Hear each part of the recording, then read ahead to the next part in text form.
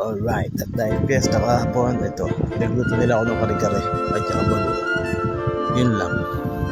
Tapos si Develop naman ito, gumawa ng salad. Panay kasi ang parinig ko kahapon, kaso wala naman nagbigay ng salad. Pinaggawa niya na lang ako. Sabi niya, dumating na rin yung mga gamit sa shop, sa coffee shop. Maganda noon, mamahal lang talaga, pero magaganda.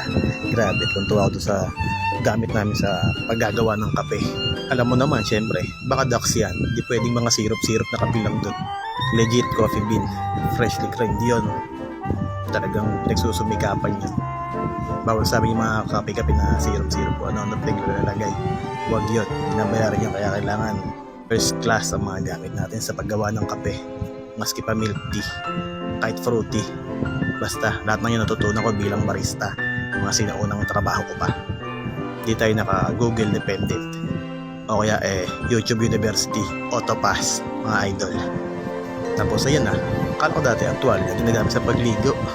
Ginatay-gutay ko na, naging bimpo na. Ayan, ginawa ko ng kare-kare. Wasaring mga gulay, rapsel. Yun lang naman, na-share ko lamang.